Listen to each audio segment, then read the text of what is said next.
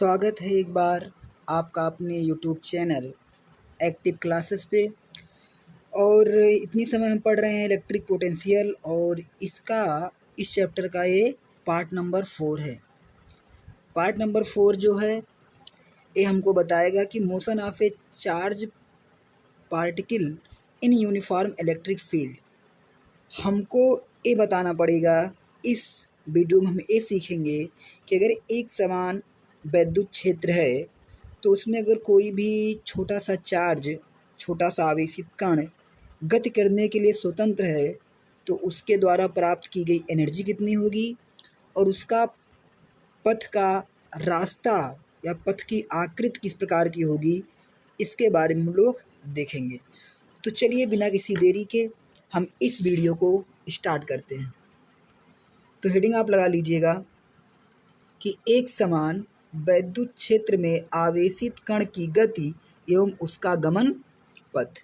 तो हमको ये डेरिवेशन प्रूफ करने के लिए हमको मानना पड़ेगा कि माना हमने जो हमारे पास जो आवेश हम लिए हैं उसका जो मास है, बोले तो द्रव्यमान है, द्रव्यमान कितना उसका है, स्मॉल m है, और उसका आवेश कितना है, q है, और वह एक समान वैद्युत क्षेत्र कैपिटल E में रखा गया है। आप लोग जानते हैं कि m माने होता है द्रव्यमान, q माने होता है आवेश, और E माने क्या होता है, वैद्युत क्षेत्र की तीव्रता। m माने द्रव्यमान का मात्रक होता है किलोग्राम, आवेश का मात्रक होता है कूलाम, और वैद्युत क्षेत्र की तीव्रता का मात्रक क्या होता है, न्यूटन प्रति कूलाम होता है। इसके 3 मात्रक होते हैं, जैसा कि चैप्टर नंबर 1 में बताया गया था। वैद्युत क्षेत्र की तीव्रता सदिश राशि है, आवेश अदिश राशि है, और द्रव्यमान क्या होता है, ये भी अदिश राशि है। ये सब बातें आप जानते होंगे। तो हमने क्या किया कि हमने मान लिया कि एक समान हमारा इलेक्ट्रिक फील्ड है जिसमें m द्रव्यमान एवं q आवेश का कण एक समान वैद्युत क्षेत्र में स्थित है। अगर इसको हम फिगर के माध्यम से देखेंगे तो संभवतः हमारा जो एक समान E इस तरह बन जाएगा। ये हमारा है E जो एक समान वैद्युत क्षेत्र है, और यहाँ पे एक Q आवेश रखा गया है प्लस Q आवेश रखा गया है जिसका द्रव्यमान कितना है, m है। तो हमने यही भी सीखा कि m द्रव्यमान का एक आवेशित कण है जिस पर आवेश प्लस q है, एक समान वैद्युत क्षेत्र में रखा गया है। और आप कभी भी जब इलेक्ट्रिक फील्ड में कोई भी आवेश रख देते हैं तो आवेश रखने से क्या होता है कि उस पर एक बल लगता है। तो वो बल क्या होता है, बल के लिए आपको फार्मूला बताया गया था F बराबर QE। F बराबर QE, ये फार्मूला आपको बहुत बार बताया गया है, या इसी को आप लोग लिखते हैं E बराबर F बाई Q। वैद्युत क्षेत्र की तीव्रता का जो डिफिनेशन है वहाँ से ये फार्मूला हमको प्राप्त हुआ था कि एकांक आवेश पर लगने वाले बल को हम वैद्युत क्षेत्र की तीव्रता कहते हैं। तो जब आप क्या करेंगे कि एक आवेशित कण को वैद्युत क्षेत्र के अंदर रख देंगे तो उस पर एक बल लगेगा, वो बल क्या हो जाएगा, F बराबर QE। F बराबर क्या हो जाएगा, QE। यहाँ तक कोई डाउट आपका नहीं होगा। अभी तक हमने क्या पढ़ा कि हमारे पास एक छोटा सा आवेश था जिसको हम एक समान वैद्युत क्षेत्र E में रख चुके हैं, और रखने के बाद वो इलेक्ट्रिक फील्ड उस आवेश पर एक बल लगा रहा है, और वो बल कितना लगा रहा है, F बराबर QE बल लगा रहा है। अगर हम उस कण को गति करने के लिए स्वतंत्र कर दिया जाए, गति करने के लिए स्वतंत्र करने का मतलब ये है कि हम उस कण को किसी भी फोर्स के सहायता से रोक नहीं रहे हैं, वो कण फ्री है, वो अपनी इच्छा अनुसार वह बल के अनुसार चाहे जिधर जा सकता है। तो यदि कण को गति के लिए स्वतंत्र कर दिया जाए तब वह गति प्रारंभ कर देगा। क्यों गति प्रारंभ करेगा, क्योंकि अभी आपने देखा कि जब एक समान वैद्युत क्षेत्र में हम पार्टिकल को रख रहे हैं तो इस पर एक फोर्स लगेगा, और ये फोर्स क्या करेगा, इसको फोर्स बल का काम होता है कि गति उत्पन्न करना। तो एक गति इसमें उत्पन्न कर देगा, इस चार्ज में जो अभी हम क्यों मान के चले इसमें एक गति उत्पन्न करेगा, और जब एक गति उत्पन्न हो जाएगा तो जब गति होगी तो उसमें क्या आएगा, त्वरण आएगा। क्या आएगा बच्चों, त्वरण आएगा, एक्सीलरेशन आएगा, यानी स्मॉल a आएगा। अब आपने फार्मूला पढ़ा होगा न्यूटन के नियम से कि F बराबर m में होता है, द्रव्यमान और त्वरण का जो गुणा होता है वो बल के बराबर होता है। तो यहाँ से अगर हम एक ही वैल्यू निकालेंगे तो क्या हो जाएगा, F बाई m हो जाएगा। तो वही यहाँ पे किया गया है कि A बराबर क्या हो जाएगा, F बाई m हो जाएगा। और f का मान अभी क्या आया था, QE। अभी ऊपर ही हम निकाले थे, f बराबर क्या आया था, QE आया था। तो यही f का मान हम यहाँ पे पुट कर रहे हैं। तो जब f का मान यहाँ पे रख देंगे तो हो जाएगा A बराबर QE बाई M, यानी तुरंत हमारा कितना मिल गया आपका, QE बाई M मिल गया। अब आगे देख लेते हैं, यहाँ तो कोई डाउट नहीं होगा आप लोगों को। आगे क्या है कि यदि विद्युत क्षेत्र की दिशा में x दूरी तय करने में v वेग प्राप्त कर लेता है, यानी x दूरी उसने पार्टिकल था जो x दूरी तय करने के बाद पार्टिकल जो हमारा आवेश है q, वो क्या कर रहा है कि यहाँ पे q था और ये x मीटर दूरी तय करने के बाद यहाँ पे क्या वेग प्राप्त कर लेता है, v, अर्थात इसका u भी होगा प्रारंभिक वेग। और चूंकि आप जान रहे हो कि आवेश को पहले रखा गया था, उसको गति नहीं कराई गई थी, इसलिए u बराबर क्या हो जाएगा आपका, 0 हो जाएगा। तो यहाँ पे प्रारंभिक वेग 0 है, अंतिम वेग क्या इसका है, v है। तो और त्वरण भी हमको पता है, a बराबर QE बाई M पता है। अब हम क्या करेंगे, हम गति का ऐसा समीकरण लगाएंगे जिसमें a हो, u हो, b हो और चली गई दूरी s हो, लेकिन s नहीं, यहाँ पे आपने चली गई दूरी कितनी मानी है, x मानी है, क्योंकि यहाँ पे लिखा गया साफ साफ कि x दूरी तय करने में। तो हम गति का तृतीय समीकरण लागू करते हैं। आपको पता होगा गति के 3 समीकरण होते हैं।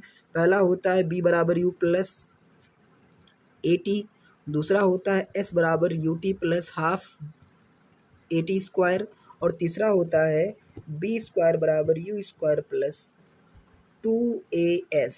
तो हम इसी समीकरण का प्रयोग कर रहे हैं और बारी बारी से इन सबका हम मान रखेंगे। तो जब हम u का मान रखेंगे, या यहाँ पे आप देख रहे हैं लिखा गया है कि जो आपका समीकरण है b स्क्वायर बराबर u square plus twice a yes से, तो हम b का मान तो b रख ही देंगे। और आपको पता है जो प्रारंभिक वेग इसका हो कितना है, 0 है। और जब प्रारंभिक वेग 0 रख देंगे और 2 को 2 रखेंगे, a का मान यहाँ से रखेंगे जो QE बाई M है, तो हमने QE बाई M रख दिया a की जगह पे। और यस कितना मान है, चली गई दूरी x मान, तो हमने क्या रख दिया यहाँ पे, x रख दिया। तो हमारे पास निकल के आया v स्क्वायर बराबर 0 खत्म हो जाएगा 2 into QE by M into x, v square बराबर 2 ब्रैकेट में QE by M into x. यहाँ तक कोई प्रॉब्लम नहीं होगी। आगे चलते हैं, उसको हम समीकरण नंबर 1 या 2 मान के छोड़ देते हैं। अब यदि x दूरी पर स्थित बिंदुओं के बीच हम विभवांतर की बात करें, तो आपको हमने एक फार्मूला बताया था इसके पहले वाले वीडियो में कि E बराबर B बाई एल होता है, E बराबर B बाई एल होता है, यानी या B बाई एल कहो या B बाई डी करो, माने नीचे डिस्टेंस ही रहती है। तो यहाँ से हम ई का जो मात्रक निकाल पाते हैं, वोल्ट प्रति मीटर निकाल पाते हैं, इसको हमने बताया था। तो ये फार्मूला आपका होता है ई बराबर बी अपान दूरी। तो यहाँ पे दूरी कितनी थी, एक्स थी, इसलिए ई बराबर क्या हो जाएगा, बी अपान एक्स। क्या हो जाएगा, ई बराबर बी अपान एक्स। नीचे क्या रहता है, दूरी रहता है, ऊपर रहता है वोल्टेज। अब ई बराबर हमारा आ गया बी अपान एक्स। और अभी तक आपने निकाला था इसके पहले वाले में बी स्क्वायर बराबर 2 क्यू ई अपान m इंटू एक्स। अब हम e का मान, जो e का मान ए निकल के आया था, अभी आपने देखा था कि इसमें ए आपका निकल के आया था बी स्क्वायर बराबर 2 Q E M into x, और अभी क्या निकल के आया, e बराबर v अपान एक्स। अब हम क्या करेंगे, इस e की जगह पे इसी को हम लोग मान रख देंगे, और जब ऐसा हम करेंगे तो हमारे पास बनेगा क्या, देख लेते हैं। हो जाएगा v स्क्वायर बराबर 2 क्यू अपान एम, एक्स भी हम आगे ही कर लेते हैं, और ई का मान लिख देंगे बी बाई एक्स। तो देखेंगे कि एक्स एक्स डिलीट हो रहा है, एक्स से एक्स कट जाएगा इस कंडीशन में। तो यहाँ से हम देख रहे हैं, तो इसमें हुआ क्या, जब एक्स से कट जाएगा और यहाँ वी स्क्वायर है, अगर हम इसको वी लिखेंगे तो पूरे पे क्या चढ़ जाएगा, रूट हो जाएगा। तो root 2 B Q by M, देख पा रहे हैं, जब इसमें रूट लगेगा रूट 2 बी क्यू बटा एम हो जाएगा। ये हमारा आ गया वेलोसिटी। ठीक, अब यहीं से अगर हम इसी फार्मूले से विभव निकालना चाहें तो v बराबर क्या होता है आपका, ई एक्स हो जाएगा। अब यहाँ पे हम क्या करेंगे कि जो हमारे पास वेग है, वेग, तो वेग तो वही रहेगा, फिर हम यही जो v बराबर ई एक्स है, इसको हम इस फार्मूले पर रख देंगे। ये हमारा रियल फार्मूला निकल के आया है। यहाँ से हमने क्या देखा कि b बराबर ई एक्स आ रहा है। अब v बराबर जो ई एक्स आ रहा है, इसको हम यहाँ पे रख देंगे, देख पा रहे हैं, यहाँ पे रखेंगे और जब यहाँ पे एक्स रखेंगे तो अंदर हो जाएगा ब्रैकेट में 2q, v की जगह क्या रख रहे हैं ई एक्स बाई एम, देख पा रहे हैं ए आ जाएगा b बराबर √2q E x by M. और आपको पता होगा गतिज ऊर्जा के बारे में, क्योंकि जब कण गति कर रहा है तो उसमें क्या होगा, गतिज ऊर्जा होगी, और गतिज ऊर्जा बराबर होता है हाफ एम बी स्क्वायर। क्या होता है, हाफ एम वी स्क्वायर होता है। तो हम यहाँ पे वी स्क्वायर का मान रख देंगे, वी स्क्वायर क्या रखेंगे, मान रख देंगे। और जब हम बी स्क्वायर का मान रखेंगे तो अगर इसका हम स्क्वायर कर देंगे तो बताइए इस रूट तो हट ही जाएगा, रूट क्या हो जाएगा, हट जाएगा, तो हो जाएगा 2q E x by M. चाहे ए वाला फार्मूला रख दे चाहे ए वाला रखेंगे, लेकिन हम इसको ही रखेंगे। जो हमारा फार्मूला जो हम रखने वाले हैं इस वाले फार्मूले में, उसमें हम b का मान a पुट करेंगे, और जब ऐसा हम पुट करेंगे तो रूट हट जाएगा, यानी हमको 2vq अपान m की ज़रूरत है। तो हम जैसे ही मान रखेंगे, हाफ m था, b स्क्वायर था, तो हमारे पास रूट हट के ये चीज़ आ गई, m से m कट गया, 2 से 2 कट गया, उसके बराबर हमारा क्या आ गया, vq। माने जो गतिज ऊर्जा उसने प्राप्त किया वोल्टेज गुणे आवेश के क्या हो गया, बराबर हो गया। Very very most important formula है हमारे एग्जाम के दृष्टिकोण से। तो आपने क्या देखा, के बराबर वी क्यू। और आप लोग क्या करिएगा कि जो भी डेरिवेशन पढ़ाया जा रहा है उसको अच्छे से आप नोट करिएगा। ये डेरिवेशन बहुत ही शॉर्टकट तरीके से लिखाए गए हैं, और हम कोशिश करते हैं कि आपको 60 से 60 नोट उपलब्ध कराए जाएँ।